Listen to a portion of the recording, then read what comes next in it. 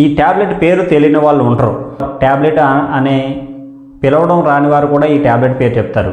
అదేంటో తెలియని చిన్నపిల్లలు కూడా ఈ ట్యాబ్లెట్ పేరు చెప్తారు.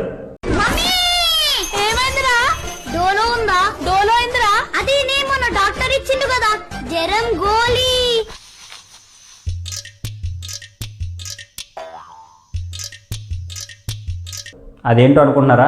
డోలో ట్యాబ్లెట్. అసలు ఈ డోలో ట్యాబ్లెట్ దేనికి ఉపయోగపడుతుంది, ఎలా వాడుతున్నారు జనాలు, ఎందుకోసం వాడుతున్నారు ఒకసారి చూద్దాం రండి.